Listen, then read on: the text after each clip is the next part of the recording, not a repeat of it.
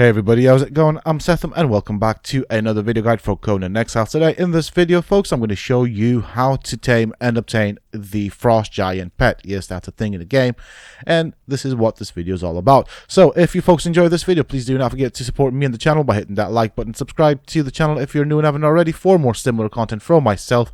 And if you have just subscribed, why not check out some of my other videos and guides here on this channel. Who knows, you might just enjoy them.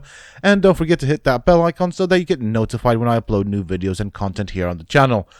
Also, for those interested, you can always find me on the Sethum Discord. Links to this, of course, you can find down below in the video's description, as well as in a pinned comment from myself.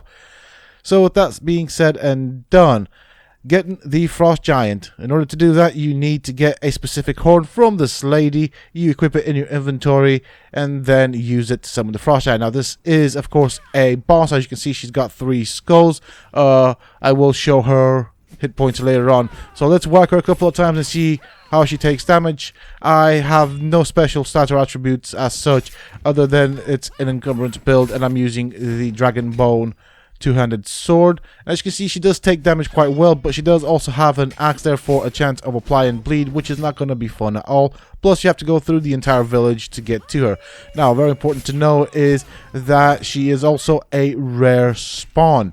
I have been here for about an hour and a half with increased spawn rates, killing the NPC that normally spawns at this altar over and over and over again until she spawns in. So the way you're going to get the horn is, as I said, you have to kill this lady and then loot her body for the horn. So if you ever see her on your travels into New Asgard, just kind of kill her, get the horn, and you got yourself a Frost Giant. So that tells me that not everyone's going to be having the Frost Giants, and we'll be looking at the Frost Giants and everything.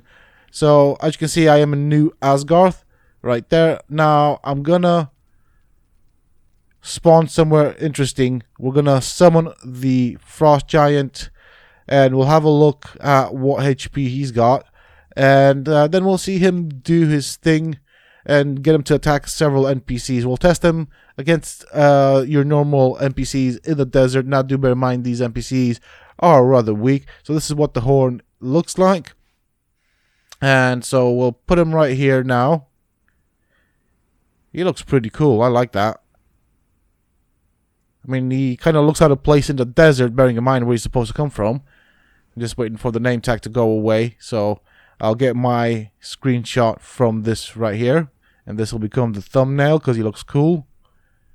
And so let's go and have a look at how much hit points he's got. Then we'll test him out against the Defari camp behind me. So he's got a decent amount of inventory space.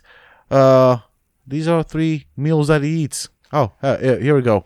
So it's pretty much spiced everything that he eats, which kind of does now make sense because he lives in the cold. I guess that's why they survive in the cold. Who knows? So let's go to this camp over here. I just want to make sure that I am in God mode and everything because I don't want to fight. We'll remove the cloak off of us, and it would help if I had this guy follow me. So let's give that another go. Oh. Okay. Is he following? I can't really hear. Oh, there he is. He's right behind me. Okay. Ha. Okay. We've got some sound glitches again, which is very interesting and fun. You gotta love this about this game. He's just looking at me. Come on. So he swings big. He does knockbacks. And it's kind of fun watching him take care of these guys. So I've got my sword out for no reason. There we go. So against... Oh, hey. That was loud. So against one single NPC, or human NPC, to be more precise, he's quite efficient. Let's have a look at these over here. Now, I am guessing that he does a lot of AoE stroke knockbacks. So he should be able to do quite well. Let's have a look here. Come on. Wow. Okay.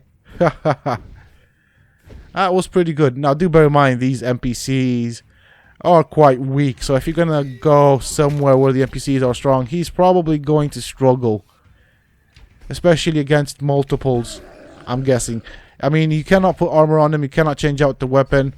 or anything, so he's kind of like your pet. He's not very good in that sense. We're going to test him up next against the dragon just to see how he fares, how he does damage, how he takes damage, and just to kind of show you why he's probably good as a base guardian but not as a pet to take with you into dangerous areas such as the unnamed city to fight the bosses. So I know there's a dragon around here somewhere. Let's go and teleport there. We'll get the dragon's attention and watch these two guys go at it. Okay, he's right behind me, so I just wanted to double check. The dragon should be somewhere up here somewhere. Yeah, there we go. That's the right direction. There he is. So he spawned in, but the textures haven't quite fully rendered. And this is in single player, by the way. This isn't on a server.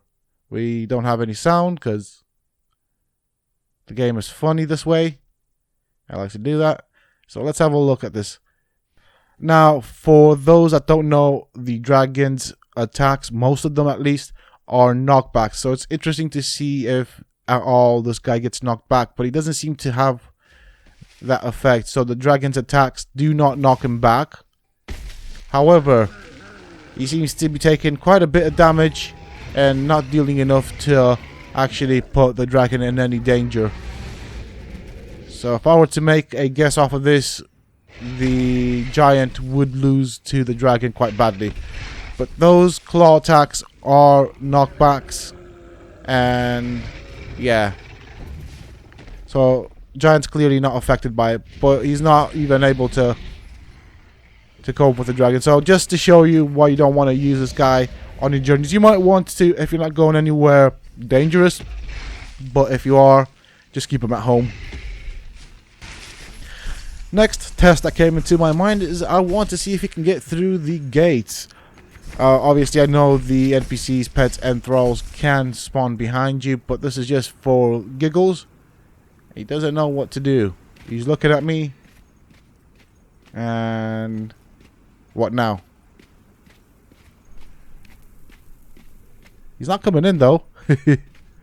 No, he's chosen to go around. Right, okay, well, I'm going to reset for another attempt and see what happens there. So this time around, I'm thinking I'm going to try and get him to come through the gate from the inside out. Obviously, this doesn't make a bit of difference because he will be able to teleport behind you, so you will get stuck into stuff. But the way the devs have figured to fix the problem is to get the creatures to teleport behind you. So let's run through these gates and see what happens. Okay, did not count for the gates closing. So let's fix that problem. Maybe he's afraid of the gates. That's what it is. So we haven't got any gates. There's just a gateway. Let's see if that works. Okay. And no, he just goes into that corner. Okay. Gonna give this another go. Maybe we get lucky this time. And turn around. No, he still goes into that corner. It's interesting that he chooses that corner though. Come on. There's no gate there. Nothing to scare you away. So, okay. No, he just slides into that corner again. Okay, so by the looks of it, his hitbox is too large and he just cannot get through the gates, which is quite interesting, to be fairly honest. I'm going to set this guy up here. So next up, we also have the NPC that you have to fight to get the horn.